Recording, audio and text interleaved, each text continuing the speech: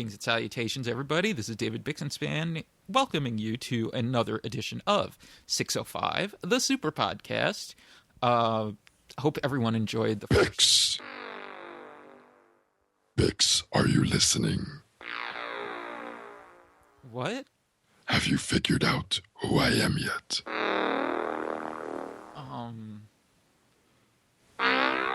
Sounds like a Jewish Cookie Monster. You already used that joke on Between the Seats.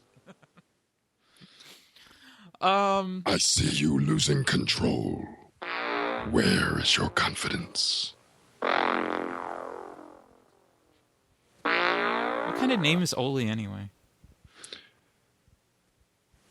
Scandinavian, I gather. I thought he's Polish. I have a synthesizer. Bix! Yes? I want to show you some of my black magic. That was your black magic? Wasn't black magic that valet that Dick Slater used to have? No, that was Norman Smiley. No, his valet was not Norman Smiley. Black magic was Norman Smiley. Al Perez. What about him? I'm not Al Perez. Well, that's...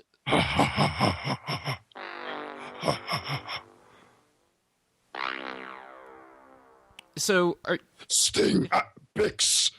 I forgot who I was talking to. I have waited for this moment. Yeah, what? Los Angeles, on the beach, 1986. Think about it. What about Tulsa? I don't know her. Okay, this is tough. What do you want me to do? Talk about pride or something? Anyway, that was... Oh my god. If everyone hates this, it was Ryan's idea. Yeah, first of all, I think I need a throat lozenge. But yeah, I started playing around with the Black Scorpion voice, and I think I need a swig of water for the Black Scorpion right about now. But yeah, it was my idea. Sorry. Sorry if you didn't, if it's not serious enough for you. I don't know if that's the problem. I know there's a lot of problems with it, but whatever. Welcome to another episode of 605, the Superpodcast. I'm Brian Last. That's David Bixenspan. We got a lot to talk about this week. I guess we should start, Bix, by following up on a few things from last week's episode. Yes.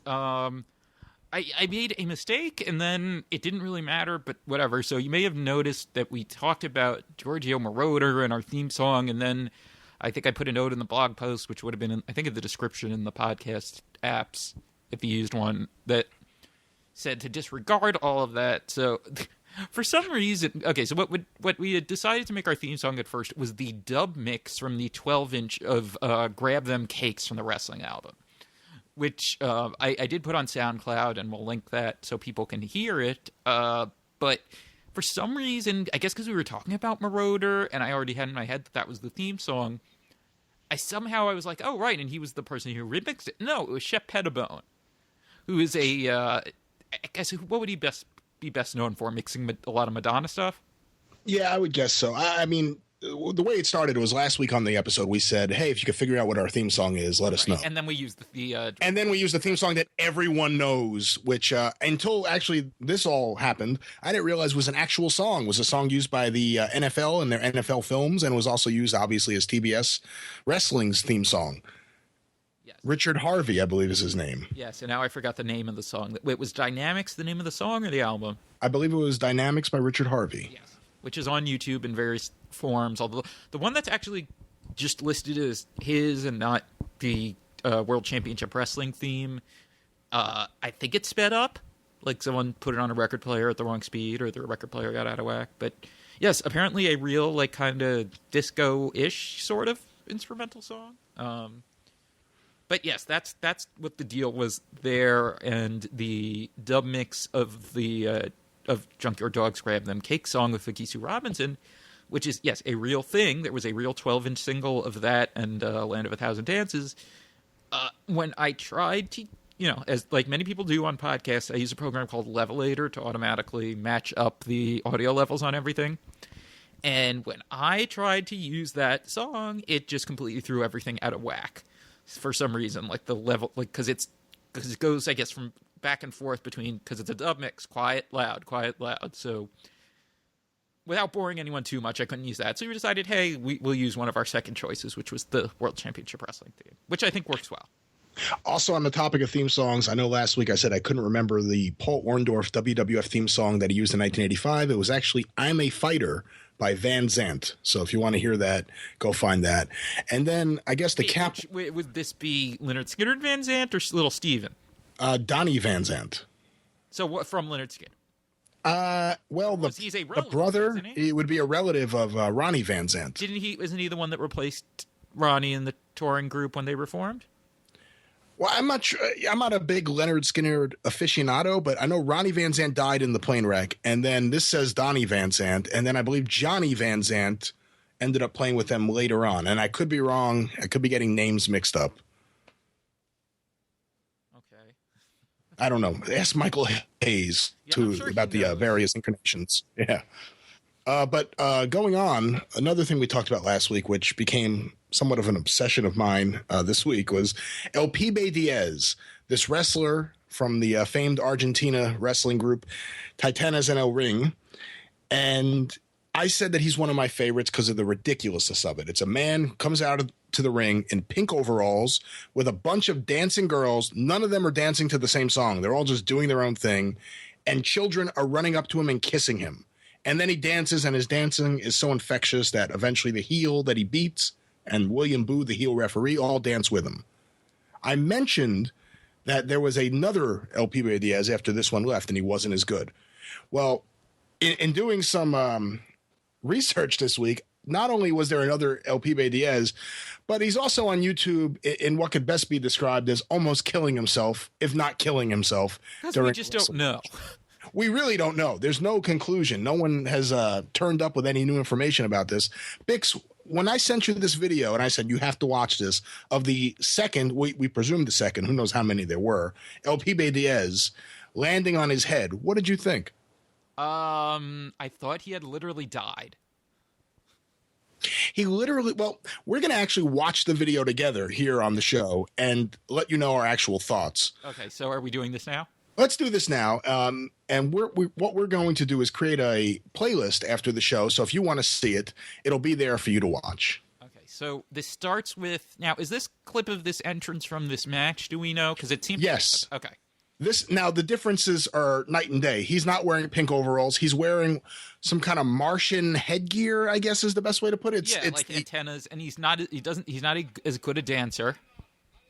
He's not as good a dancer. He's busting out splits left and right. And instead of the dancing women, he has a bunch of children also wearing the antennas on their heads. Between the dancing style and the hair, he's kind of got a Mario Lopez vibe going. Yes, very much so. And I've already seen one split, and he almost went for a second split. And the match hasn't even started yet. Now all the children are coming in the ring, and I can't tell if they're dancing or just standing there. He's certainly... oh, no, they're all dancing. And now Situation by Yaz starts playing as he dances, and he does a split. He does the Boss Rutan jumping split. And also, the thing is, with Titanes en el Ring, they were well known for being the first wrestling promotion anywhere to have specialized entrance music written for the wrestlers.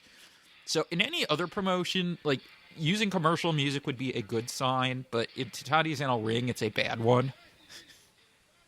Yeah, this is from 1983, this clip, according to pretty much the YouTube. End. I mean, yeah. I think they ended I think they lasted maybe even to late 80s in some form. I'd have to read the Martin Karadagian bio again to remember exactly when. But this is pretty much the end. Unfortunately, most of the videos from this. Okay, so he's facing, who's this? El Diavolo? No, this isn't. This is some man I could only describe as he's wearing a red do-rag and a yellow shirt, and his do-rag's off. Pause this for a second. Okay, so he drop kicks him out of the ring. He drop kicks. Who's our opponent here again? This is. Wait, they didn't say a name that I picked up. Didn't say on this one. Okay. No. The name of the video is Accidente de El Pibe Diaz. Yes. And boy, is that correct? Okay, so drop kicks him out of the ring. This Rudo takes kind of a labored bump. One of the things when you first showed me this and we're watching this, I'm like, those ropes have me very worried. They are very loose. They are very, very loose, these ropes. So this Rudo, whose name we don't know, he's selling on the floor, kind of starting to feed. He looks like he's about 50 years old. Yes. He's a rather overweight man, or somewhat overweight, in a giant yellow shirt. That's all we know about him. In the spot I just froze it on now, he just looks like a fan in the front row. He does not look like a wrestler at all. No. And his reaction to what's about to happen may show that he wasn't a wrestler. God. Start the video back. Okay. I was going to see if I could alter... God damn it. I was going to see if I could adjust the volume on my mic. But yeah, let's just get back to this here. Okay, so the camera's on the Bruno. And, oh, my God. Okay, how... Never gets old. Pause it. Okay. So basically what happens is El Pibe Diaz... You can't really see because there's a guy in front of the camera. The camera is on the guy on the floor. And then Pibe Diaz just... is on the floor. I guess he catches his feet on the ropes a la JT Smith, presumably. We can't tell. And he does a dive, and he does a nasty header right onto the floor. And now his opponent, in his infinite wisdom, decides to start yanking the unconscious Pibe Diaz up by the arms forcefully. And it looks really, really bad. And now all the children that came to the ring with him are running over there, and they're jumping in and trying to do it. And now, I mean, I don't know if I'm missing anything. Now the children and the opponent and some other are carrying the unconscious, clearly injured Pibe Diaz and running out of the building with him. As Situation starts playing again. This may be my new favorite wrestling clip of all time. I'm going to assume that there was a third Pibe Diaz after the second one died.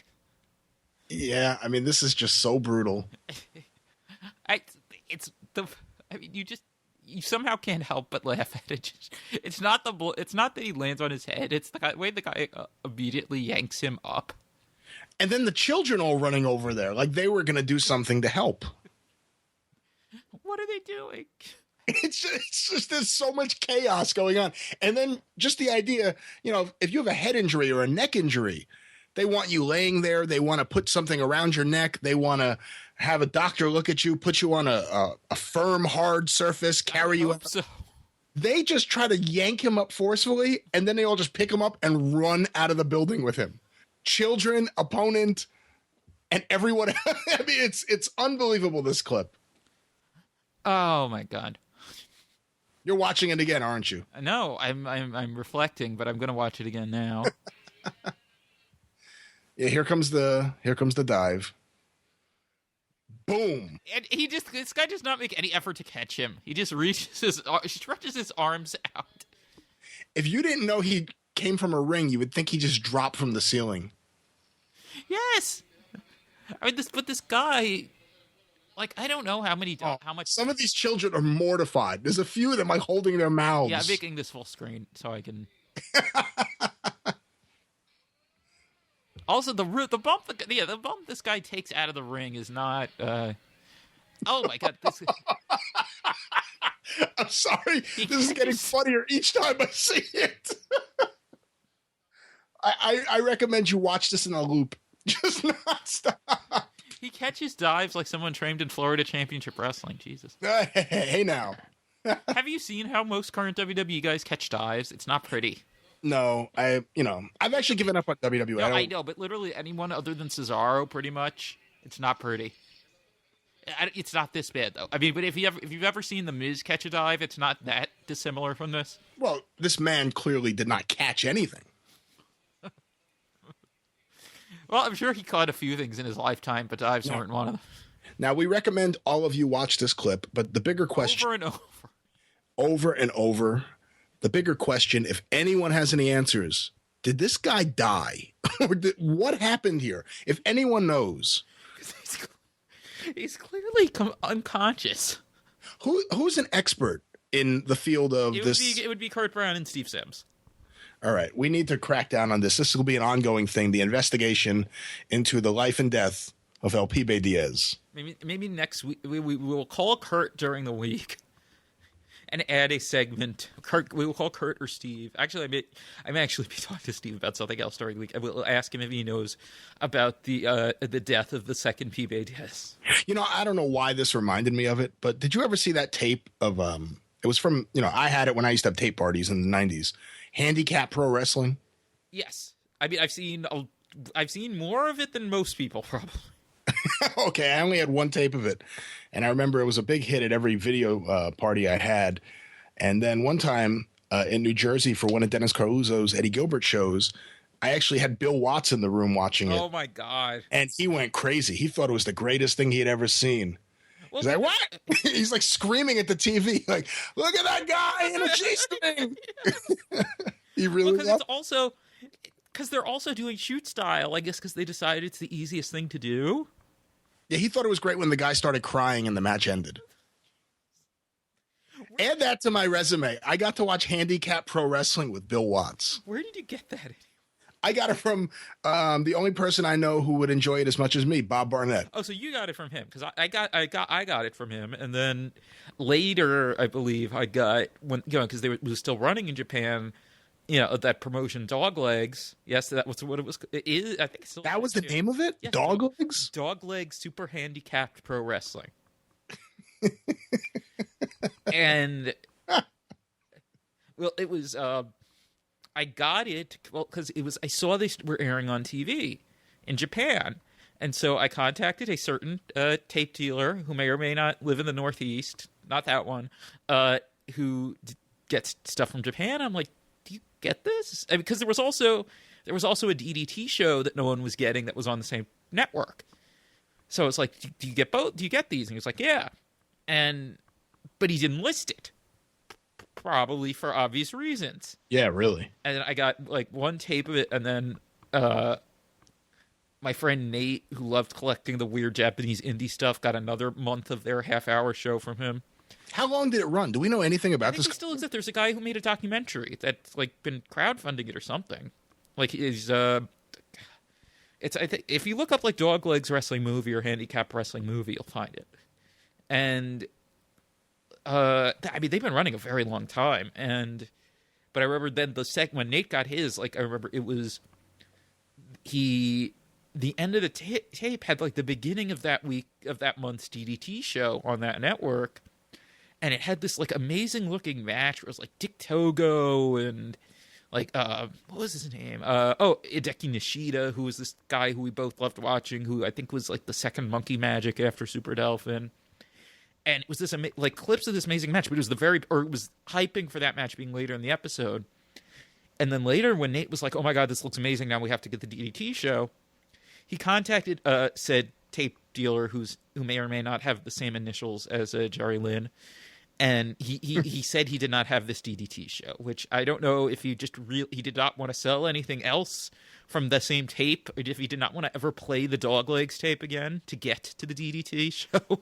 But yeah, as far as I know, it still exists. I don't know if they have TV or anything, but they still exist. Watching this too, I also think about some of the other hits of those tape parties they used to have were just videos of wrestlers landing on their head. There was Devin Storm at the 1994 NWA tournament in Cherry Hill, New Jersey, against Tracy Smothers in the first round of the NWA tournament. And then you're going to say Lupus next, right? Lupus was the one I filmed. Did you ever see that? Yes, because Bob put that on the same tape as the Handicap Wrestling, I believe. Yeah, I filmed that. I was there that night. It was one of the worst places I ever went. Vineland, New Jersey. It was all the way down at the bottom, the bowels of New Jersey, in the middle of nowhere. And it was a really crappy show. But, Dennis's shows were always fun to hang out. And we went there, and I was filming it, and it was a three-way match between Lupus, I want to say Twiggy Ramirez, and a third person who I can't remember. Starling, Derek Domino, Devin Storm. I don't think it was any of them. I think it was kind of like the B team. So what's the B team? What's the word? Those are like the main eventers of of Dennis's stuff. I consider this like the B team of Dennis's stuff, and I can't remember who the third person is. Don and they have Gucci. No, he was a manager. He was there, I think, hanging out that night. He may have been booking that night, actually. And it was a 3-way match. And at one point, there was one fan in the front row who was really like engaged in the show. He had By a the way, child. Lupus, for those who don't remember, was part of the like last version of Raven's Nest in ECW. That's right, with Chastity. Yeah, with Chastity, and then when TNA did their ECW reunion pay-per-view, they had a fake Lupus for some reason in a skit, who I believe was Sam Shaw, I think. No, okay. Yeah, that was I think it was Sam Shaw, because I remember I think I talked to him about it. Yeah, because I know whoever it was, I think I talked to him about it. So it was Sam Shaw. So yeah, Samuel Shaw, the who went from being skateboarder guy to fake Lupus to Patrick Bateman type serial killer gimmick. He was the fake. Yeah, so he was a fake Lupus. So go on. Well, there was a fan at ringside who, at some point during it, it's on the tape, throws a karate kick at someone. I can't even remember who he did, but it was like a high karate kick. And you hear next to me was Madonna Wayne Gacy, who was Twiggy's manager, although wasn't managing that night. And you hear him say, "Did he just throw a karate kick?" Like a high, like head level karate kick. And then during the match, It was actually a good karate kick. it was amazing. I got to watch this now. I haven't seen it in years. And then during the match, they bring a ladder into the ring, and Lupus is going to dive onto his two opponents on the floor. And as he dives, the ladder gives way, and he just does a complete header head first, straight down to the floor. It was brutal. He ended up getting helicoptered to a hospital. I don't remember where the hospital was, and we all went there. But it was a real serious deal. Now, I know he stopped wrestling, but I mean, did he end up being okay? He seemed, other than the fact that it was such a nasty thing, and he was bleeding and he was swollen. He seemed like happy and okay in the hospital when we saw him before they were going to take him back. And then he disappeared from wrestling forever. Yeah, I don't think he ever wrestled. I think his name was Kent Porter. I want to say was his real name. Nice guy. But he didn't get paralyzed or anything. Not that I remember at all. No, I don't know. Good. I mean, yeah. Maybe better than the unknown fate of PB Diaz Dos. But you're assuming it's PB Diaz Dos. We don't know. The second PB. Well, it could be the fifth PB. We don't know. We don't know. We just know he's not the original. We just know he's not the original. So it could be PB Diaz. He's the watered down PB Diaz. Somehow it reminds me. This reminds me of what's the? It's The Simpsons, where Moe talks about being in the Little Rascals. I don't know. And he beats up Alfalfa, and then someone runs out, and he's like, "Oh my God, you killed the original Alfalfa." I don't know why that made me. Yeah, either do I. But because not even the original PBS. Right.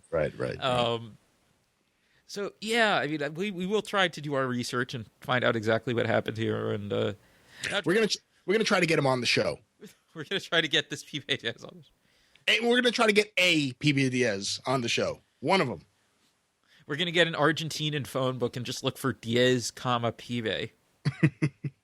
I was also thinking of, because have you ever seen the Charlie Manson clip of Charlie Manson from AAA when he got hurt falling off a ladder? Oh yeah, a long time ago. Now, he didn't land on his head though, but he landed badly because he what was it? It was like a ladder being tipped over, and he was supposed to land on what was it, like stacked table type things, and then but they were way too far, right? Yeah. Not fun. And then wait, was it you that was showing me, or did we talk about this, like the wrestler deaths like list countdown?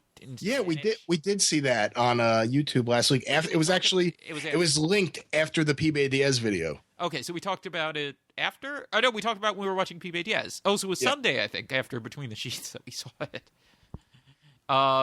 That was interesting. I think it had the usual. I mean, it didn't show deaths. I mean, it had photos of Sangre. No, wait, not. Is it Sangre India? That was the wrestler who died with the tope and doing the tope, missing the tope or whatever. I'm not sure. Oh no, and then we found out it wasn't missing a tope. Like photos of him, and then I think there was a thing about Owen Hart where they used a still from the Vic Grimes New Jack thing, because of course they did. Oro. Just fun times all around. Yeah, it was a wrestling snuff film. Jesus. Oh well, so let's move on, I guess. Good idea. WWE Network this week. They were moving that direction a little bit, but I guess all of a sudden now is becoming what we actually wanted WWE Network to be. It seems. Well, I mean, we'll see. I don't subscribe anymore. I canceled that a long time ago, and it's going to take a lot to get me to come back. But it sounds like they just added random shows. I mean, the NWA, they added, I guess, some weeks consecutive. Well, okay, yeah. So they added NWA World Championship Wrestling Crockett Era from TBS, a bunch of shows from 85 to 87. And then last night, well, we're recording this Tuesday, so the Monday night this week, they added, like not long after Raw, they added like 4 episodes of Mid-South from 84 and 4 episodes of Smoky Mountain from 94. But not in order. Yeah, with gaps. But when I was talking to a friend of mine, Mike, about this, he said that it looks like because when they uploaded the Nitros from 98, they did do it kind of haphazardly like that, and then eventually the gaps got filled in. We'll see. I'm not going to have any faith that they're going to, put. I don't have faith in every week until they actually do it. After they because with World Class, besides that they stopped dead, they also skipped episodes that we knew they had. I believe. Right. So and they mislabeled at least one episode. I remember. Of Crockett too. They mislabeled. Really? They mislabeled. I think of February '86 videos, February '85. Before they were on TBS. So what sucks too? They don't include any of the local interviews. It's just the actual show for like Mid-South. Well, no, with Mid-South though, that's how the master tapes are. That's how the tapes that the Watts family has. Like if you bought something from them when they were selling shows, they didn't have any local promos. Right, but I'm assuming based on what we know was in that collection that local promos existed on separate tapes. Yeah, but you'd have to locate it. But I mean, WWE, like on Classics on Demand, they would include local promos if they were on the tape. At least. Okay. Because, you would occasionally get, if it was a bicycle tape, instead of having it on a separate reel, they would just dub over Newtown's promos. So that you'd get, like for AWA, it was like some random, North Dakota tank town. Because it was whatever, the sixth or 7th or 8th town that got the tape or whatever. Airing months later, and then they'd have shows from Crockett shows, which maybe had Knoxville local promos or something like that, or from that area when Flair and Mulligan were doing their thing with help from Crockett.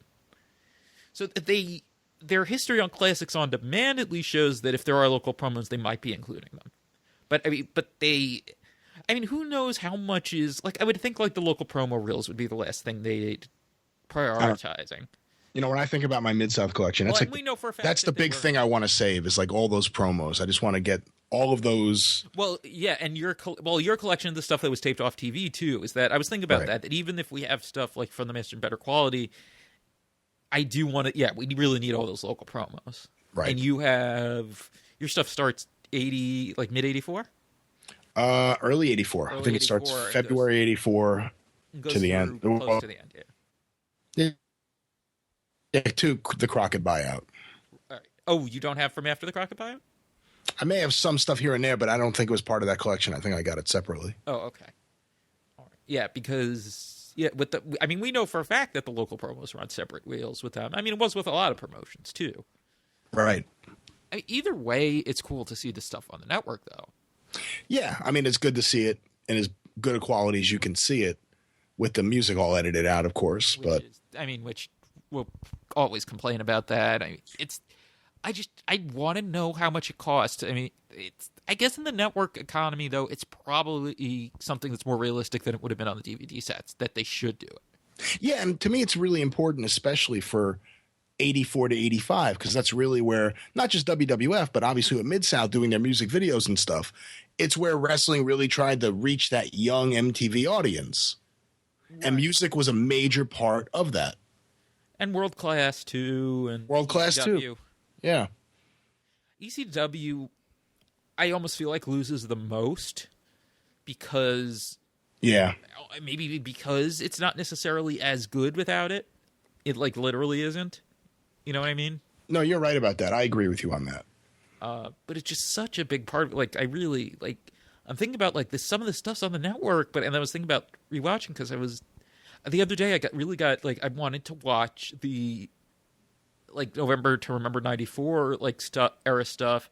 Then I remembered it's not on the network, that's through no fault of WWE's because the masters for those episodes either got damaged or disappeared for that period. Because I think those were some that got skipped over also when they did the British DVDs. That company that was part of the bankruptcy and there were issues with or something, Delta, I think.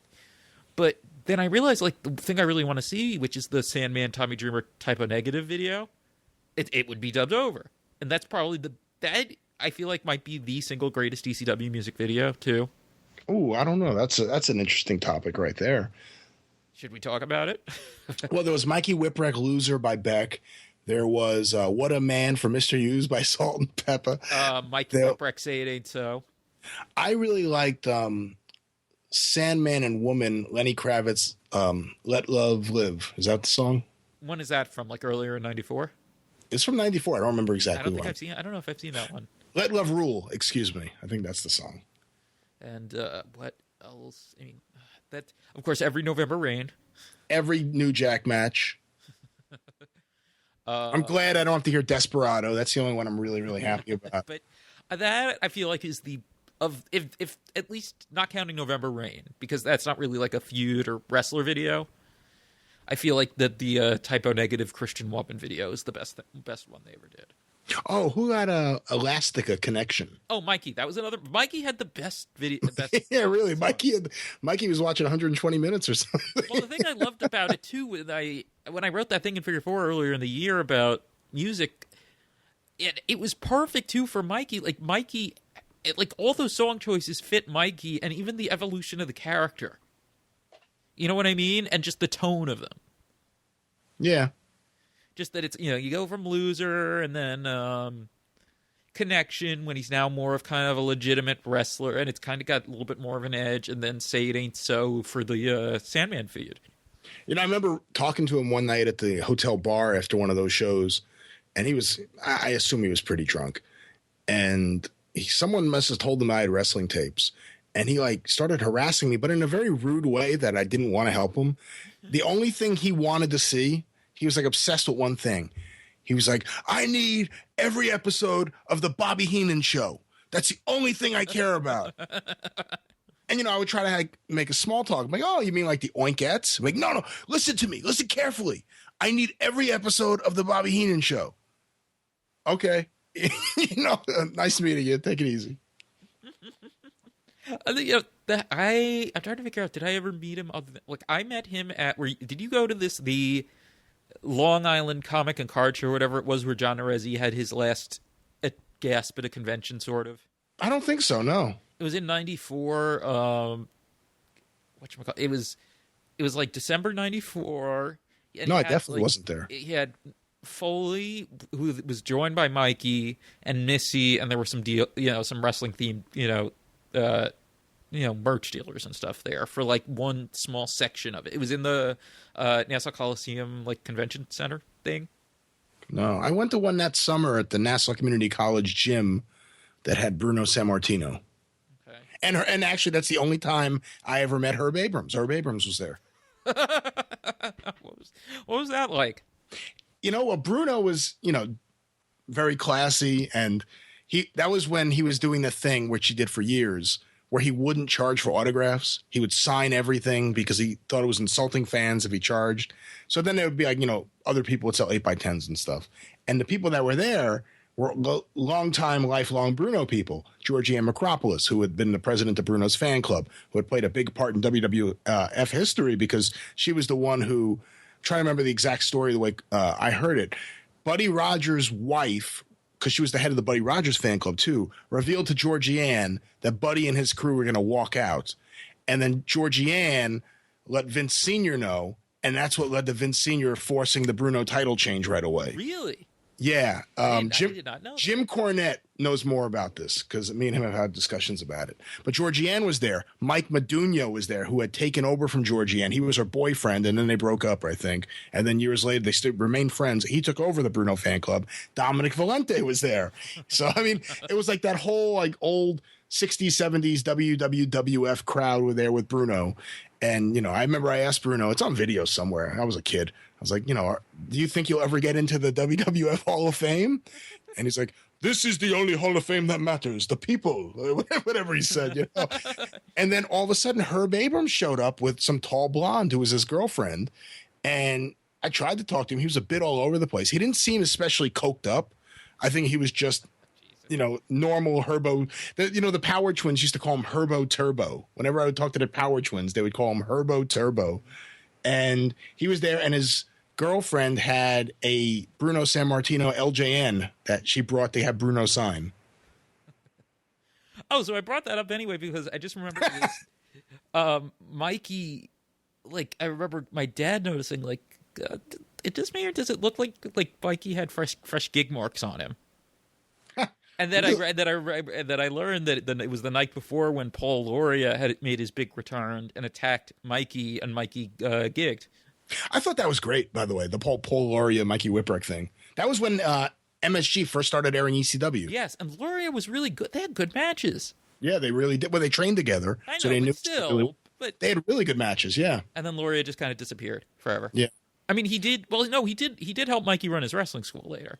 Oh, I didn't know that. Yeah, and they had a promotion somewhere, like I guess in Suffolk County.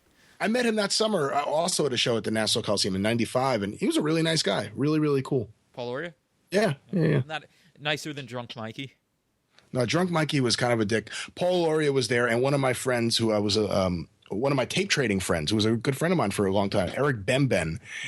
Eric could tend to be obnoxious at times, and I like Eric, but he could.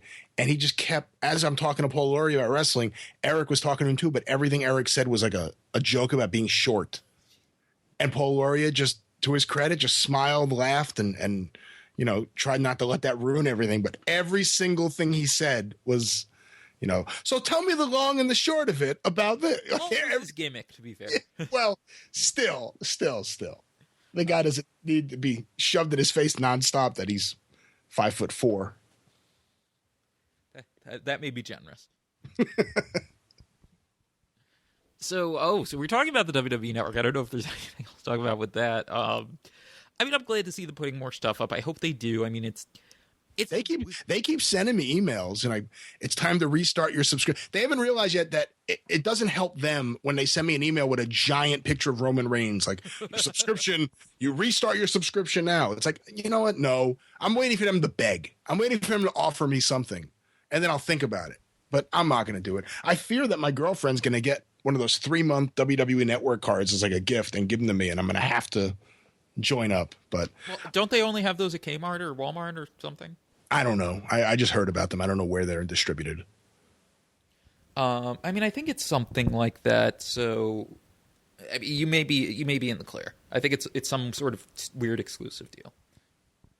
The only thing I was really enjoying on there was I was watching in order 1986 Primetime Wrestling, and it's not that I forgot. I feel like Monsoon and Heenan were really good then, better than maybe they were later on, even though I enjoyed them later on. But in '86, when they were first getting going as a team, it was really, really enjoyable. Yeah, I don't know. So what were we? I don't even. Good segue, Bix. Good job. I got distracted by my phone. What is it, shiny? Yeah, it was very shiny. I mean, it seems like the original shows have gotten a lot better, though, which is something. But it's the whole self-fulfilling prophecy thing. They think not enough people watch the old stuff, but they didn't give much variety. And then the shows they had up early, they were not in order and blah blah blah. So it's stupid, and they may still not understand how binge watching works. So I don't know. I mean, I'm somewhat hopeful, but like we said earlier, I would not be shocked if they just put up a few and then just stopped. I don't know. That's what I expect until they show me otherwise, that's exactly what I expect. Yep. I mean, in the meantime, everyone go subscribe to NWAClassics.com. Give Bruce Tharp your money because what have they put up recently? Let's see. I mean, there's been some interesting stuff that went up. Some of it I need to catch up on. I'm just trying to think because like, what was the last thing a bunch went up since like the Gino Hernandez Harley race match. Like that's one of the things on the main page because they have all the world title matches listed. But let's see if I click on matches. Let's see what they have. So the most recent uploads, we got Tony Atlas versus Kamala, Wrestling 2 and Magnum Ta. Midnight Express. That's probably good. Yeah. Debbie Combs versus Donna Day. Andre and Duggan against Kamala and Missing Link. Wow, so that's 83 right before Andre stopped doing tours. Wow. Yeah, midget match with Ivan the Terrible and Little Tokyo against a Little Lone Eagle. I don't know who that is. Cowboy Lang. Butch Reed versus Marty Lundy. Pre-Arn Anderson, Nick Bockwinkel versus Dusty Rhodes. Nick Bockwinkel versus Chavo Guerrero. Ted DiBiase versus Magnum TA. Ernie Ladd and Butch Reed versus Terry Taylor and Sonny King. A lot of interesting stuff. Most of it's Mid-South era. I know that Bruce Tharp, like, he wants to maybe see if he can put up some of the older stuff, but he's just putting up what he's getting from the company that's doing the digital conversion for them. Yeah, I mean, that's all 83, 84 right there. Yeah, I mean, I guess they're just doing it in whatever order they're doing it, and maybe all that stuff's kind of together. You got just all sorts of stuff. Savannah Jack versus Sting. Wow, really? That's interesting. 2 versus Magnum TA. We talked about how, I don't remember if it was last week's show or this week when we were both on, you as the host and me as the guest on Between the Sheets, but we talked about how IWCCW aired 2 episodes of the UWF from December of 86 randomly in, I think, 92. Which was also so notable that PWI actually mentioned it, I think, in the year-end issue. That's right. Well, I went on a Vicious Vincent bus trip right around that time. Would this be to Halloween Havoc? It was either to the Meadowlands or Halloween Havoc. The Meadowlands show is interesting. So I go on a Vince Russo. Vicious Vincent is Vince Russo's radio personality, in case anyone didn't know that. I go on this Vicious Vincent bus trip, and we go to the Meadowlands show. And it's, I want to say the beginning, maybe the first week of October 1992, Meadowlands Arena. And it's very funny in retrospect because on the show is Jeff Jarrett.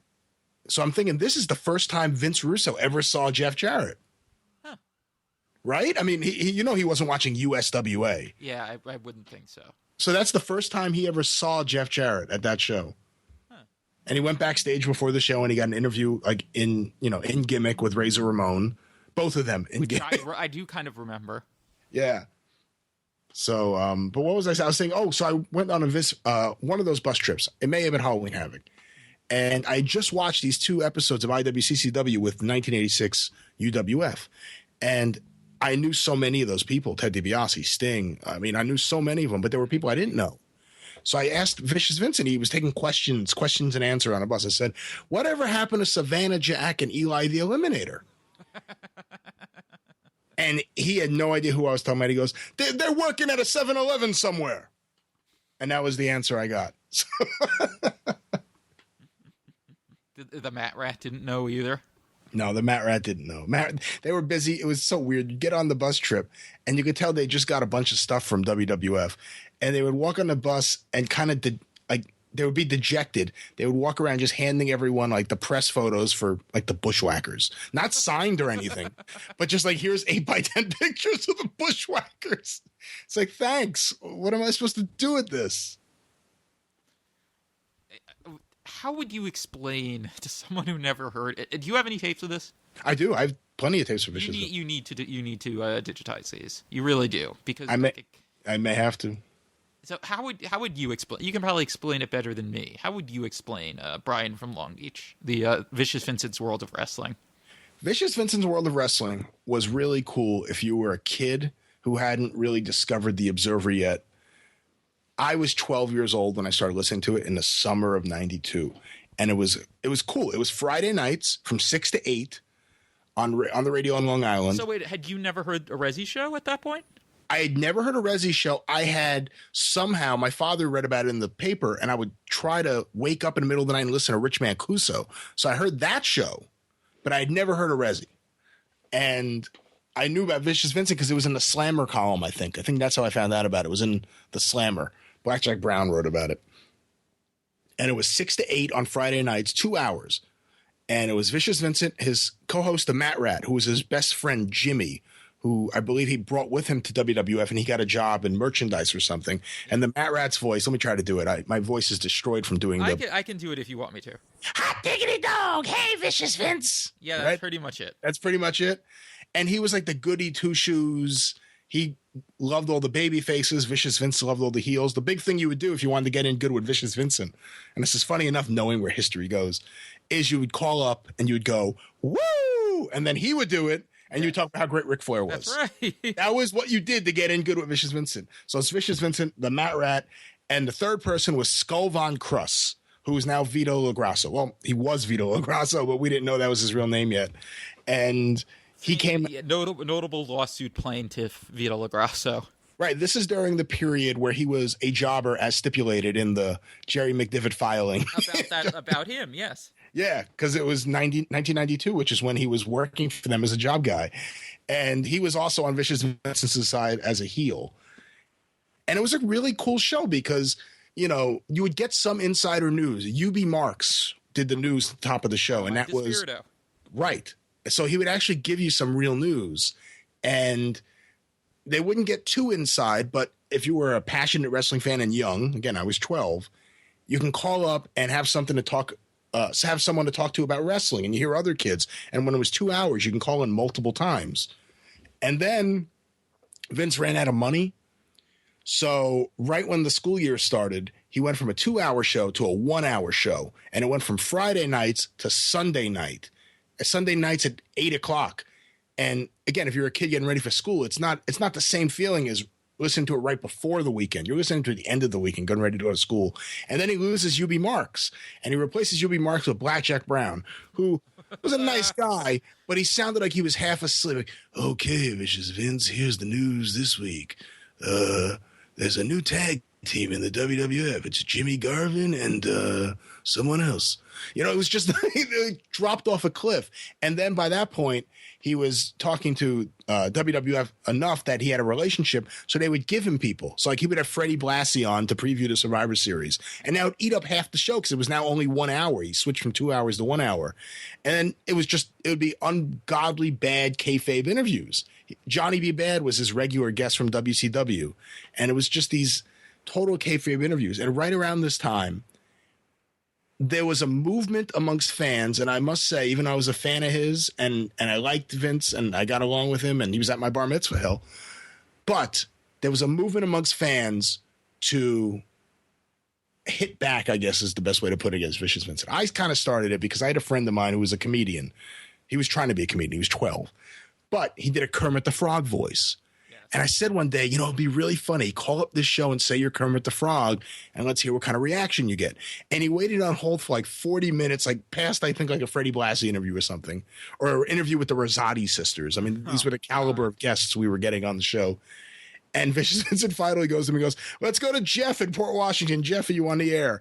And he says, hello, this is Kermit the Frog. And Vince, flush him, because that was Vince's thing. When he didn't like a call, you'd say flush him, and they'd play a toilet bowl sound, followed by na na na na, hey hey, goodbye. Now I remember Kermit. Now I also remember the Tomato Man. There was the Tomato Man. There was Kermit. Then Yoshi the Green Dinosaur started Yoshi calling the him. Dinosaur, who was always. I couldn't tell if it was just a person or it was a recording. No, it was a person. I know who. But it was, who was yeah, yeah. I'm not going to say the name on the air, but it was a person. Is it someone that people would know? No, it's just someone no one would know, but you know, someone no one needs to know about. He also played the effeminate caller named Hickenbottom. so he started getting these calls, and then it turned into people calling up and playing clips of John Arezzi and just yelling curses. And then it got to the point where Vince wouldn't take calls anymore. Oh my God. I didn't remember the clips of John Arezzi. Oh yeah. Because someone called up and they played, and you hear the end of the theme music for Wrestling Spotlight. John Arezzi. And the clip went off, and Vince was silent, and Matt Rat goes, what was that? You know? Oh my god. But yeah, we should take some of those tapes and I don't know if are we legally allowed to just broadcast clips of them? It's fair use if we do them within the show, so it's fair use. I don't know. Okay. Yeah, we gotta air some of those clips of Vicious Vincent's World of Wrestling. Yes, I'm blocked by him on Twitter. Actually, you know what? I know someone that could actually ask him if he considers it okay. What did you do to get blocked by Vince Russo on Twitter? Said words. I don't. Does he block people regularly? He blocks people for nothing. Oh. Yeah. I also bought when his video store that everyone talks about. Like, yeah, I was the guy who bought all of his wrestling videos when he went out of business. That's right. You went all the way up to Quorum. Oh, what a dump. Yeah, I went all the way out there, and I went in there, and the things that were remaining, he had like some movies, and then he had all of his wrestling stuff and like a giant room of porn. And I went in there, and I bought Starrcade 86, Great American Bash 89, Starrcade 87. No, I didn't get Starrcade 87. Crockett Cup 86. Excuse me. I'm all wrong. If you got Crockett Cup 86, that would have been a hell of a find. I got Crockett Cup 87, Crockett Cup 88. I got Starrcade 88. I got a whole bunch of stuff. And the funny thing I remember is Starrcade 86 had a sticker on it. And the sticker said, better than WrestleMania 3. He clearly was a fan of other types of wrestling. So it's hard to figure out how things went the way they did. Yeah, that's the weird part about it. Yeah. He thought that was better than WrestleMania 3. But then he also had the, Judy Bagwell. David Arquette. I don't know. How can you figure him out? I don't know. You know him better than me. Your mom hired him to he's a mystery wrapped inside bar mitzvah. Yeah. Do you have any idea how much your parents spent on that? Oh, I know exactly how much. And you know what? We're going to save that for next week. Yes. Next week, you'll tell the whole story. Next week, I'll tell that. I don't know about the whole story, but I'll tell that part of the story. Okay. I'm intrigued now. Because I've heard the bar mitzvah story. I don't think I've ever heard that part of it. Okay. And now you have something to look forward to. Suspense. Yes. So I don't even know how we got on that topic. That's the name of the show. That's how the show works. Exactly. Yeah. Don't complain. They're jumping off points. See, if you stuck with us past my Black Scorpion, it paid off. It's worth it. Yeah. So speaking of the Black Scorpion, you wanted to talk about Oli a little bit. Yeah. No. Yeah. I'm gonna scare you every time I do that voice. Now you're gonna be frightened. Yeah. That's very frightened. I had a thought because Dave Meltzer seems to be saying now, and correct me where I'm wrong, Bix, because I feel like you follow this stuff more closely than I do, that he created the category that got Carlos Colon entered into the Hall of Fame just to get Carlos Colon entered in the Hall of Fame. To be more fair to Colon, he felt. Right, and now he's talking about getting rid of the category? Well, because just about everyone else in it, you can argue, has a perfectly fine candidacy as a historical American candidate. I don't know. I mean, is it fair to have a category that's Atlanta and Mid-Atlantic? Because, I mean, that's where it gets to me. Well, yeah, but it's technically an American territory. And I mean, he always deserved to go in, I felt, but I can see why, because it's just a weird bucket. But then you have him in the same bucket as Australian candidates, so it was weird anyway. What is your argument for Carlos Colon being in the Hall of Fame? I think you have to throw in his work as a promoter, for starters, which you kind of do for anyone that has that kind of credentials. But I mean, he really was a big draw for a long time, and even if he didn't draw anywhere else, I mean, what makes him different from Jerry Lawler? What makes him different from Big Daddy? Big Daddy, I don't vote in Europe, even though I probably know more about the European candidates than most voters outside of Europe. But Big Daddy, it's not clear whether or not he was actual draw or if he's more a star, so to speak. You say it's not clear. I mean, we don't have attendance numbers. We don't have records, and I don't agree with Dave about this. Like, Dave's very sour on the idea, in part because in general, joint promotions didn't really run big buildings, but their business model was let's run lots and lots of shows, as many as possible. And smaller towns get their shows and blah, blah, blah. So I don't think that's the issue, but I mean, you don't really know if he was necessarily a much bigger draw than whoever else. Right. I think he should be in the Hall of Fame just because when you're that degree of star, I think you kind of have to be. But I haven't been voting for him because I haven't been voting for Europe.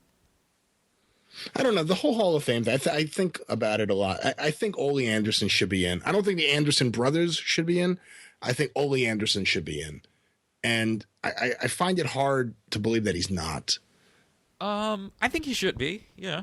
Because, I mean, he really had a strong drawing track record. Because if the whole argument against him, and I'm not saying it's the whole thing, but it seems to be one that's brought up a lot. It's the one that he brought up to Meltzer in that famed Wrestling Observer Live interview, is that he didn't go places, yet he was a draw and a very important presence in two different territories. Where did Carlos Colon go? I mean, he didn't go anywhere. He was just in Puerto Rico, and everywhere else he went, he flopped.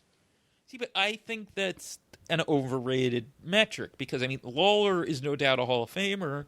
I think it's an overrated metric too, but I'm saying if that's the metric that's used for one, why isn't it used for the other? Hell if I know. Well, okay. But I mean, I think I voted for Cologne. I'm glad he went in. I would vote for someone like an Ole as a singular candidate, and then he would probably be under modern because he still had, through the Horseman era and stuff. Did you have any reservations about voting for Cologne considering his role in the cover-up of Bruce Brody's murder? Oh, because no one else who's deserving in the Hall of Fame has ever done anything like that. I'm asking about him specifically. We could talk about other candidates as well, or other. No, because of the. Because that's just. With someone like, because I have said that stuff about Moola in the past, but that's on top of Moola being a terrible candidate. Right. Because I feel like her awfulness is as a human is inextricably linked with her Hall of Fame candidacy, because her most legitimate candidacy is her wheelings and dealings behind the scenes. And, well, if you really give any scrutiny to it based on what we've heard about her, the idea of rewarding her for that specifically sounds really, really skeevy. Yes. Just a quick aside. Whereas with Carlos Colon, you're not if he did help cover up a murder, you're not rewarding him specifically for covering up a murder.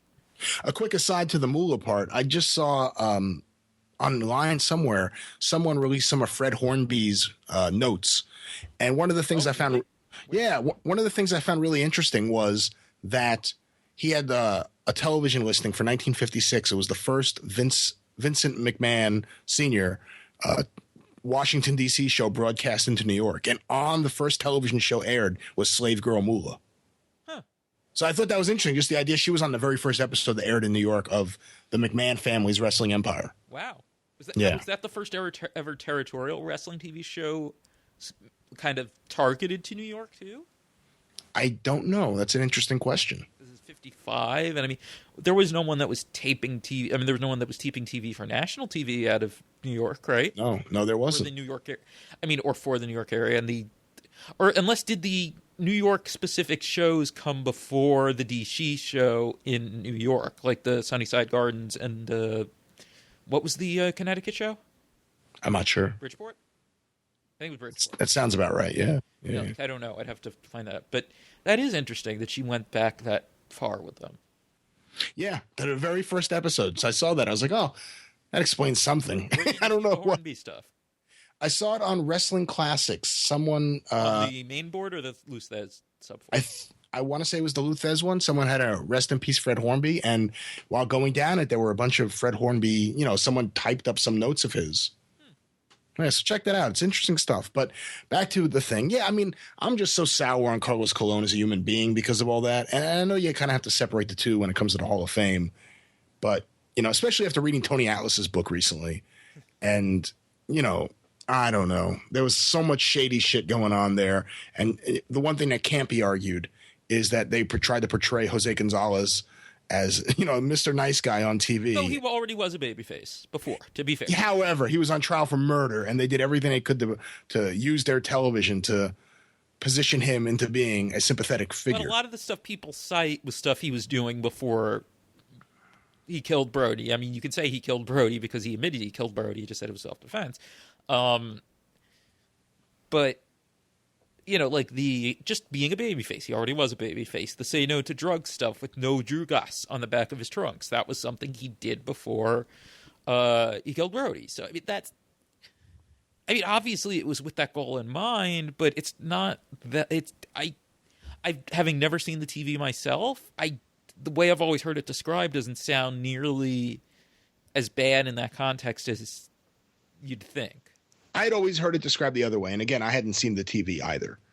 I'd never really sought out Puerto Rico TV, especially that period. I certainly wouldn't want to watch. It would make my stomach turn. But that's always what I heard. So I don't know. But going back to the bigger argument, I feel like if Carlos Colon is a Hall of Famer for what he did in Puerto Rico, then other people who worked similar size areas should be considered as well. It's not a big area, but most of them or none of them would have drew on the level of crowds he did, though. Consistent. Not that level, but Ole Anderson was a consistent draw for what? 10 years? 12 years? Depending on how we're counting him, I mean, and what time period. I mean, when did the Andersons really break through, like in the Carolinas? Like 68, 69? I wasn't sure. Was it that early? Because it was Gene and Lars before it was Gene and Ole. Right, because it was Gene and Lars first, but I'm not sure when Ole was part of it, started teaming with Gene. It was early 70s at the latest, like 70, 71 maybe. Here's another question for you about the Hall of Fame. And we're not going to turn this into a whole Hall of Fame show. We'll just leave it at this and we'll revisit it. But looking back now, that original Hall of Fame class from 96, I believe. Mm-hmm. Does Ted DiBiase belong in there? No. That's what I feel too. Now, it was a weird, especially, I mean, I'm trying to figure out if him already having his career being over, like, does it make him a better candidate or worse candidate? Because, like, him and Steamboat did come back for a few matches years later, but both of them were very retired. And, like, I've seen Steamboat mentioned. Steamboat, I feel like, maybe he shouldn't have been first class, but I don't think Steamboat stands out the way DiBiase does in a bad way. And nothing against DiBiase, but you know what I mean. Well, here's my question. DiBiase's a Hall of Famer. I guess, I'm just guessing, you would have to say it's based on 80, 81 to 89, 88. Right? You think that's fair? Yeah, maybe even 90, but sure. Or I could say 90, 91 because you got the Virgil stuff and the Dustin Rhodes. Okay. Yeah, but so it's based on his WWF run as the $1 Million Man, which is, you know, one of the gimmicks that people who are casual fans know. And Mid-South and Georgia, pretty much. It's based on his Mid-South run and UWF run. And All Japan. See, All Japan, I know he was never that good in All Japan. No, he wasn't. I mean, I know he was Stan Hansen's partner and they had success in terms of winning tournaments and stuff, but in terms of great matches, I never thought DiBiase was a really good fit there. You'd think he would be. You would think. You would think he would work well with Jumbo and those guys. You would think he would be a good fit with that style, but he never really was. But I guess my issue is if he's in there primarily because he was a great worker, which I think is the argument for his inclusion in there. For that period of time, again, it's not a 20-year period of time. It's basically, even if you want to go a little bit earlier, if you want to say 78 to 88 or 78 to 90, 91. But I think that raises the issue of other people. Oh, sure, absolutely. Who are like Barry Windham, for instance. And I'm not saying Barry Windham. I feel like Barry Windham should be in if just for work. See, I'm not sure. I'm up in the air about it. Well, I think if you're opening that door, I think he should be. If you're opening that door, Barry Windham was top, as good as there was for, at least until early 89, right? I guess that would be the end of it. And you could argue in 1988 he was the best worker in the world. You absolutely could. And quite frankly, he was just as good in 87. It's just he was a babyface and he didn't have the same position on the cards. Right. Because like one of the most underrated feuds that no one talks about, everyone talks about Midnight Express versus Rock and Roll, Midnight versus Fantastics. Midnight against Ron Garvin and Barry Windham is probably my favorite. I mean, it didn't last a long time, but it was great. It had heat, had great angles where Cornette burned Ron Garvin, and then Jimmy Garvin turns babyface and charges into the dressing room and tackles Cornette. I feel like that's like the underrated Midnight Express feud of that time. And Barry Windham in there against Bobby Eaton was just great stuff. Yeah. So I think it opens that door for, like, you know, a bunch of guys like that who were great workers for the same period of time that Ted DiBiase was a great worker. And then there's the whole Red Bastien thing where it's like, you see, this is where I think if you go by his legacy as a worker, since we only have like 1 or 2 matches, he probably should be in because they talk about him as being like one of the very best guys in the business. You know what I mean? To an extreme, like, you know, Chris Benoit, Kenta Kobashi, Daniel Bryan, although Bryan didn't go in this yet, type of degree. So I think if that's the case, he should be in. But you know, it got people who haven't seen him aren't necessarily going to know that. I can't say anything because I've never really seen Red Bastien. Right, just that one AWA tag match, really, and maybe like 1 or 2 like black and white matches. Yeah, not enough to really comment. But anyway, as I said, I don't want to turn this into a whole Hall of Fame thing. This is a topic we will revisit from time to time as the weeks go by. But I know I wanted to talk about something else, Bix. You had recently gone through a bunch of Steve Beverly's Mat Watch, which, for those of you who don't know, was, I guess it would be in the top 3. It was The Observer, The Torch, and Mat Watch. And Mat Watch may be number 2 during that time where it was in operation in terms of inside newsletters. Mat Watch was kind of considered the number 2, but it had its own niche because of the TV focus and all that. But I would say my gut says that during the time it was in operation, maybe not during 91 when Steve started to, you know, kind of getting ready to walk away and when Dave really ramped things up with The Observer. But I would say from like 88 to 90, you could make a strong argument it was the best of the newsletters. Well, how would you, for the people who don't know, how would you describe Mat Watch and tell us a little bit about it? Okay, so it's a little more formatted the way Torch was. Like, it's not like The Observer, which is just, you know, text. Here's a section, whatever. It's more like the Torch, where you've got sections and an attempt at design, even if haphazardly, with cutting and pasting and all that. And when I say cutting and pasting, I mean literal cutting and pasting. Before he got it, you know, professionally printed.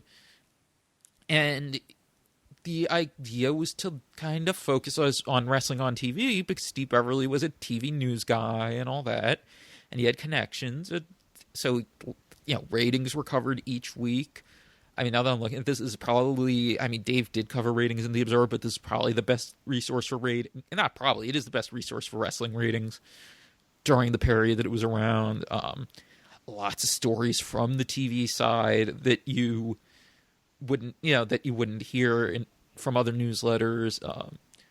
And, you know, just it's easy to find stuff just because of the way he kind of formatted it. And he would review, he wouldn't do like a written up review, but he'd list the results in the segments and give a score and all that to each wrestling show that week. And between this, you know, satellite dish and tapes, he tried to, or did, watch just about everything. So it's just a really cool resource. I'm just trying to think, like, other. And he also, you know, I know from when I first started watching NWA in '89, he was one of the people on the Wrestling Hotline. Well, yeah, that too, and he had very good relations with WCW, with Jim Herd. I think before, maybe even predating that, and then because of that, and he had, you know, so it's such a different world when you look back and you see like these on the record interviews with Jim Herd in the newsletters. You know? Yeah. Like, what's the equivalent of that now? That's hard to say, actually. I mean, because you don't even have WCW, but I mean, it's, you know, doing like a straight up just newsletter interview. I mean, it's like, would it be me? Because you don't even have a Jim Herd type thing. It doesn't translate as well now for a lot of different reasons. Like if it was someone in WWE, you could make an easier analogy. It would be like an on the record interview with Kevin Dunn. That's close, yeah. Yeah. And so, it's just a really good newsletter. I know you've been going through Mat Watches, and a couple of things you had mentioned to me that you came across. And I tweeted a little bit of it too. Yeah. And you tweeted a little bit at David Bix. Go check him out. Say hello. He loves hearing from his fans. A couple of things you mentioned, and I wanted to talk about on the air were one of them was, I guess he wrote something about the wrestling show on Morton Downey Jr., which we had talked about last week in the first episode of the series. What did he say exactly? He had talked to Dennis Corluzzo, who was on that show, about how Dennis had been assured by the producers that Captain Lou Albano and Tony Altamar, or who I don't even remember being on it. I don't remember Altamar being on. He wasn't on the panel, but he was in the crowd, like with other people, and eventually he got to one of the little podiums with a microphone. Okay, that's right. And he was assured they wouldn't be on it, but then they were because Morton Downey Jr. insisted. And so this is probably, because I'm going through these because these are like in reverse order, so I had to it seems like it's only a couple weeks after it happened, so this is like summer of '89, I guess. And what Beverly then notes is that the show's been canceled, so that's probably one of the last episodes. Well, I don't know about that. Because he was canceled like instantly, wasn't he, over the fake Nazi attack thing? He was, but the reason I'm not sure is I could be wrong in my timeline, but I believe after this episode aired, there was a second episode, or not a second episode, but there was a different episode about bounty hunters live from Atlantic City. That also had Dr. D. David Schultz. And had David Schultz on, and they were kind of, they talked a little bit, or they showed a little bit that they knew each other already. They already had met each other. So that tells me that came after this one. Well, actually, now that you think about it, this is 80. And Atlantic City, I believe, is where the faux swastika incident happened. It happened there. So maybe it's this trip. Because maybe the other thing though I'm trying to figure out is, wouldn't the wrestling episode was when Heyman was with WCW then? No, I think it was before he went to WCW. That's what didn't make sense to me. But then he had been in WCW. If I'm right that this was like. But here's the other thing too. He wasn't. No, I think the episode was 88 for a number of reasons. That's what I'm thinking but he came in around like November '88. So why would Dennis be talking to him about this months later? I'm not sure, but Morton Downey, unless I'm wrong, was still on the air when he appeared in Piper's Pit at WrestleMania 5. Right, but this is after that. That is interesting. But yes, so Morton insisted. And did you see the Morton Downey documentary? I loved it. Oh, I loved it. It was on Netflix for a while. It may still be. I'm not sure, but I love that documentary. Yeah, it was weird because CNN was hyping it so much, but it's like a several-year-old documentary. Yeah. So was it on Netflix before it was on CNN? I believe so. I didn't. I didn't know it existed. I didn't even know it was on CNN. Yeah, CNN made this big to-do about airing it a few months ago with the television premiere or whatever. But then it was definitely on Netflix way before that. Yeah, it's very good though. Yeah, I saw it like 2 years ago, so it was on Netflix well ahead of that. The reviews weren't great. It's not an epically great documentary, but it's very entertaining. It's an interesting look at Morton Downey Jr. I was surprised that it got such kind of relatively negative reviews. I think if you're from the Northeast, it has a little. It's probably more enjoyable because it's local Channel 9. It's Al Sharpton when he first got prominence. Even if the Tawana Brawley scandal has more meaning to you because that was a decent chunk of the documentary. Correct. So, even though it was a national show and it did become a big deal nationally, it's a more of a New York thing.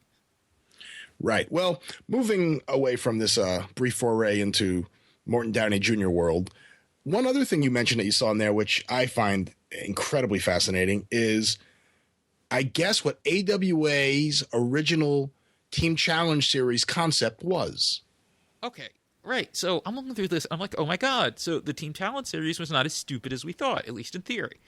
The basic idea was, and you couldn't really tell if it was Vern's idea or if it was the syndicator or whatever, that to try to, as kind of a last gasp and get the syndicated show into more markets and all that, they would do the Team Challenge Series. But the idea was for it to be less of a straight pro wrestling concept and more like American Gladiators and Roller Games, which were starting up that coming season, so fall '89.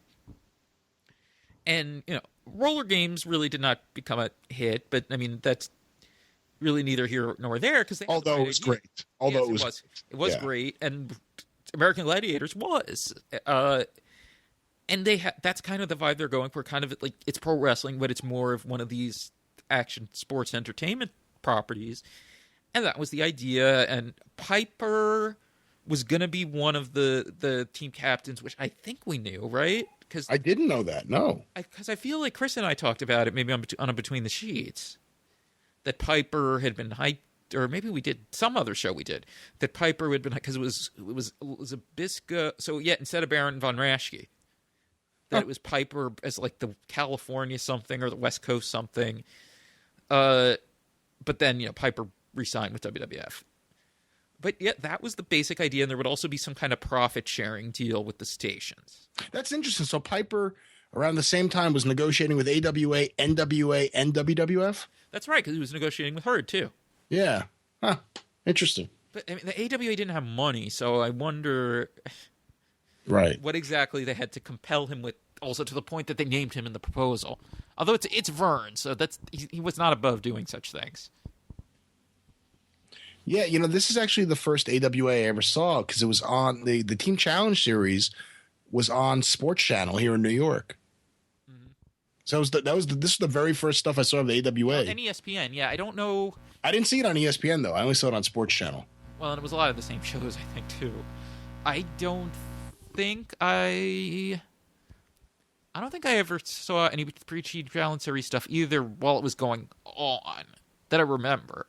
And later, when they started, after ESPN show got canceled, when they were still keeping some of their syndicated slots, and New York was one of them for some reason on Sports Channel, and they started airing old stuff, like old stuff, like 80s stuff and 70s stuff with Nick Bockwinkel selling insurance and all that.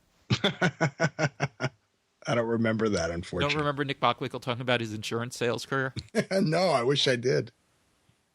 Yeah, those are, I guess some of those are around now, but like if you look on YouTube, the version that was airing in the Twin Cities, someone has clips of the program they shot for Destruction Crew versus Wahoo and Greg feud on small, like, death knell house shows where the Destruction Crew were magically champions again.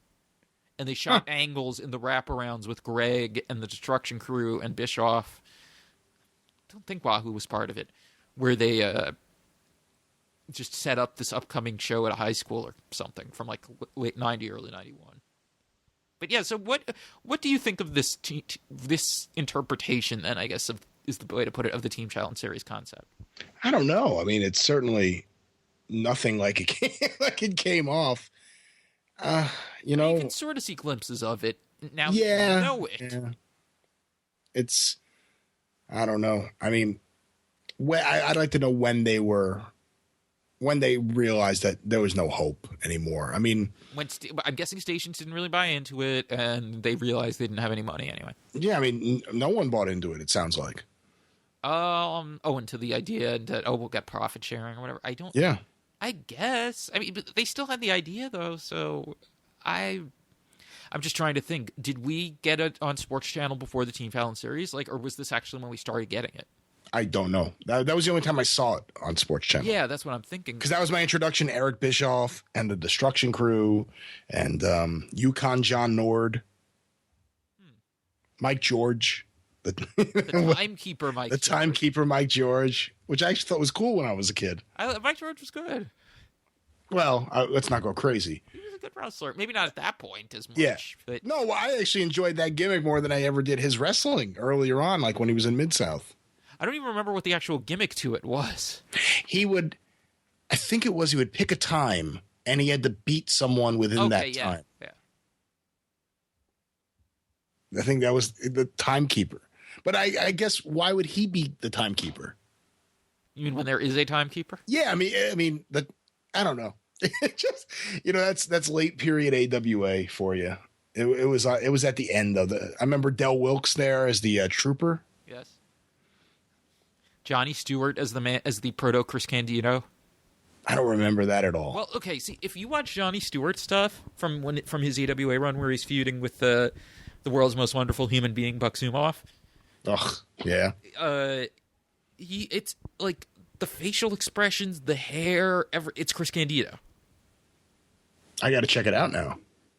Yeah, like, it was like, I don't remember who it was, like, if it was Dave Prazak or someone that I talked to about it when I noticed this thing. It was like, yeah.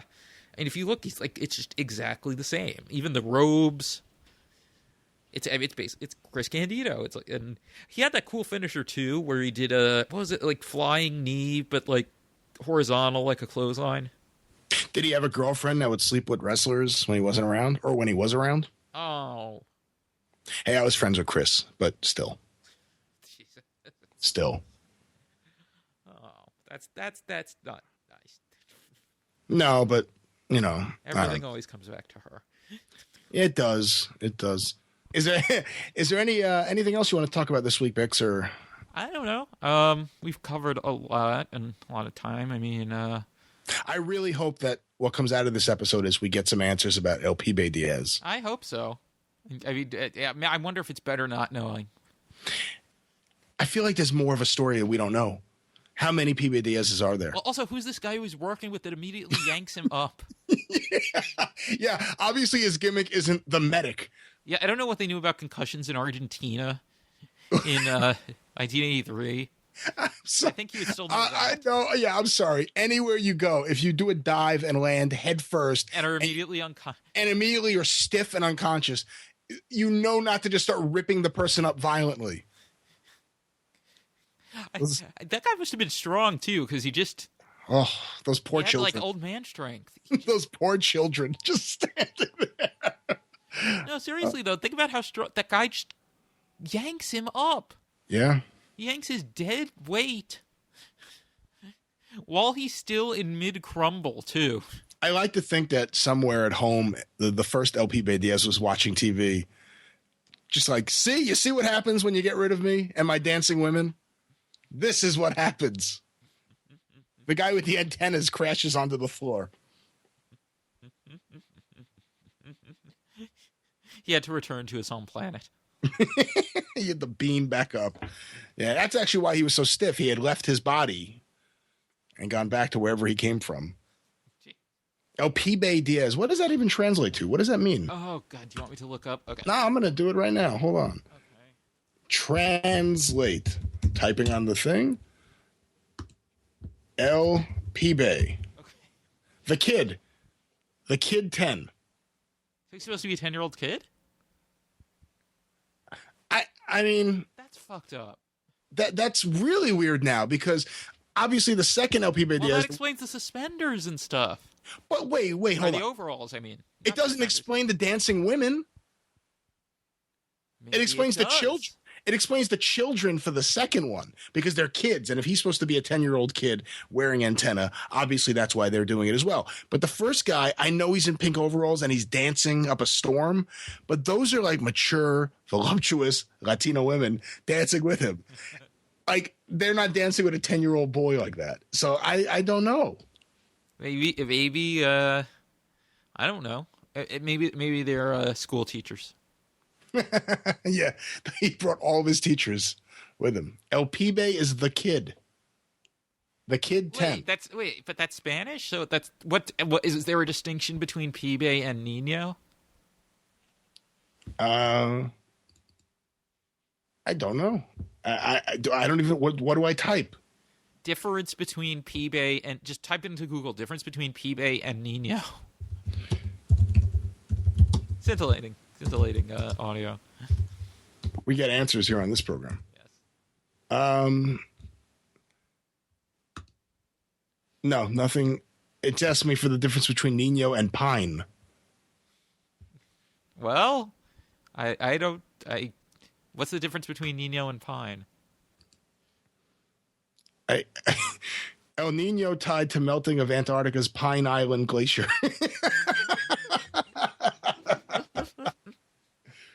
That'd be a good wrestler, El Nino.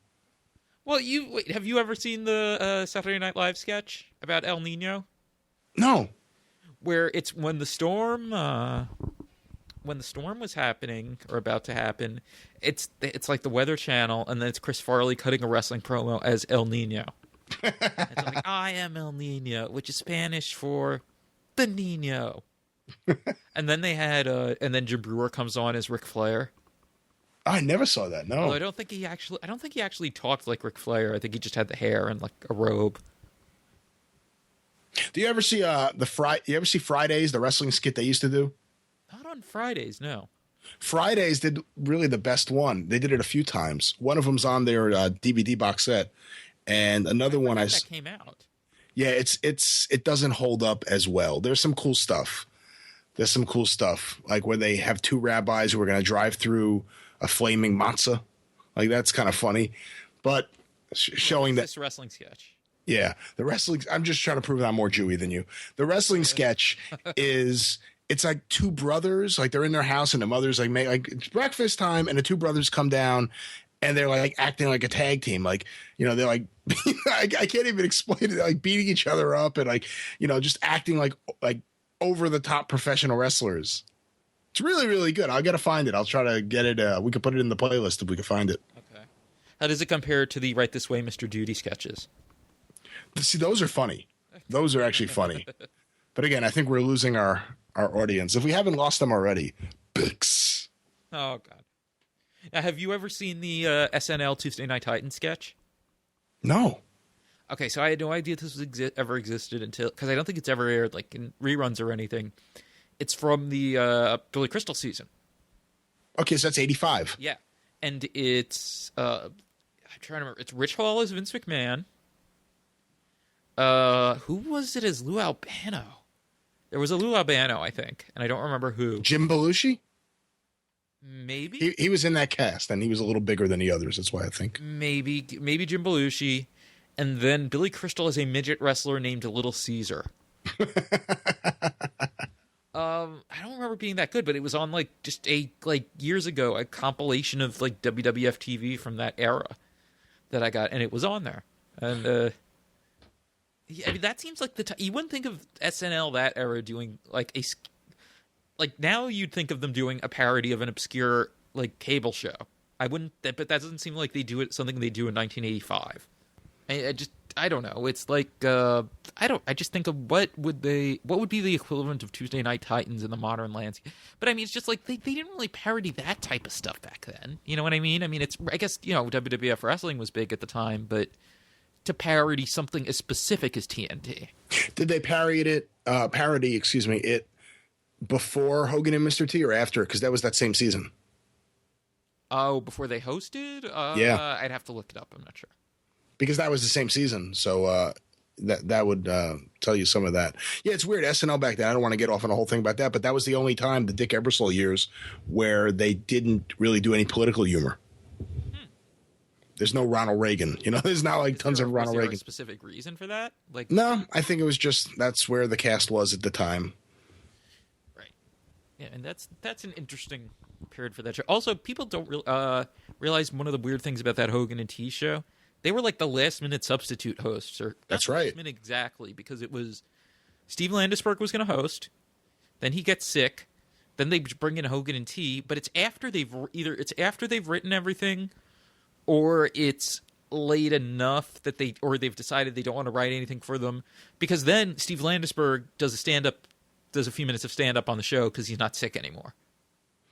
That's right. I mean, when you consider the compressed SNL schedule, it's you have to wonder how sick he got that he decided to cancel, but then was fine. The thing to remember too is SNL was produced that year for the last time by Dick Ebersol, who, by that point in time was already negotiating with McMahon if it hadn't already been signed for Saturday night's main event.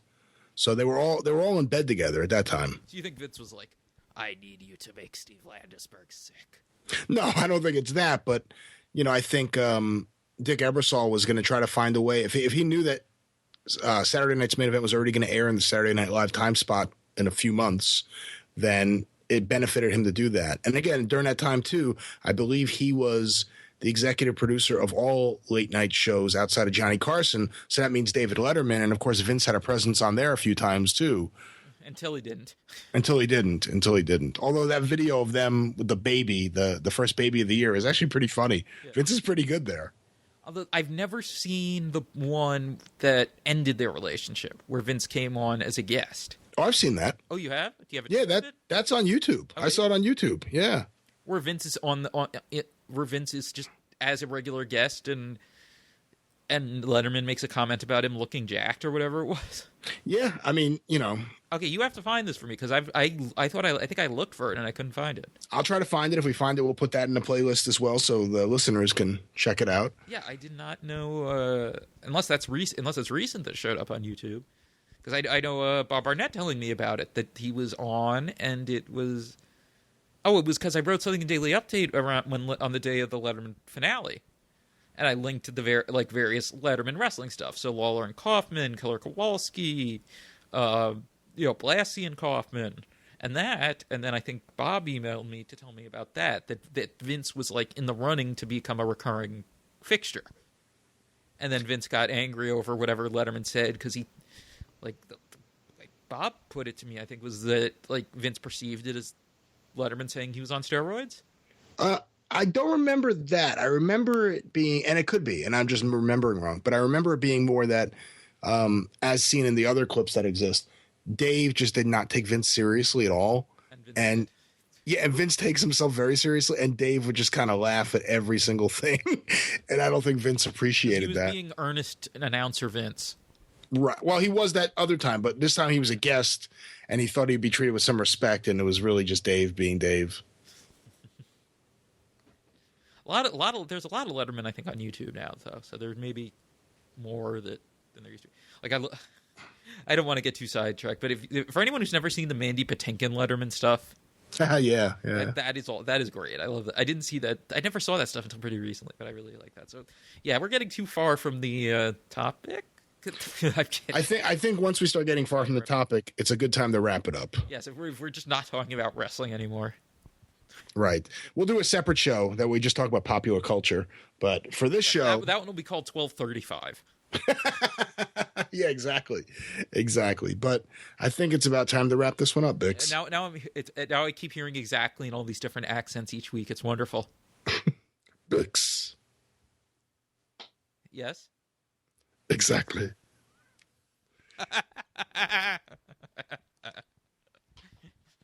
Thank you. I'll be here all week. Try the veal.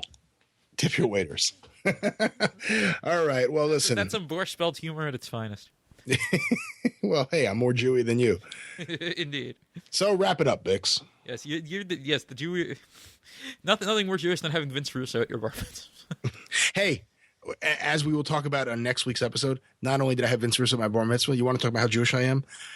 I defeated a Nazi wrestler at my bar mitzvah. He wasn't just a wrestler. He was a wrestler who was a Nazi sympathizer or a Nazi himself. I'm not exactly sure. His theme song was Springtime to Hitler. His name was Skolvine Krause. He did the Sig Heil. And he's the guy I had a showdown with at my bar mitzvah. We'll leave you with that. Imagine if you booked the Harris twins. Yeah, as what, caterers? No, they could have booked them as the general article. I know. Oh, son of a... Okay. So, we are on iTunes now. I have to check exactly if that's automatically, the proper iTunes thing is automatically linked in each post or whatever now, but otherwise I'll make sure to link it anyway. Stitcher should be working, I think, because it was almost set up, and when I clicked the URL, it wasn't ready yet, but it should be working by now, I think. And of course, the feed itself is feeds.feedburner.com/605pod if you just want to plug that into whatever non-iTunes program you use for podcasts. But obviously if you're using iTunes, just use the iTunes link, and that's the best way to do it. Follow me on Twitter at David Bix. Follow Brian on Twitter at GreatBrianLast. I guess listen to I'm guessing most of the people listening to this listen to Between the Sheets, but of course Brian was on this week's Between the Sheets, talking to me and Chris Sellner about 1985, and I guess that's about it, right? Tally ho. Tally ho.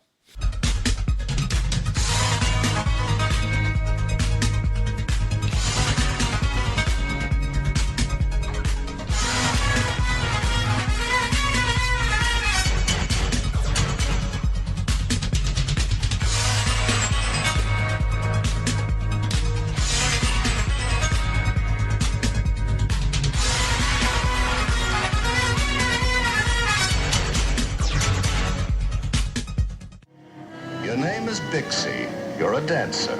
You work in Las Vegas. You're 33, maybe a little older.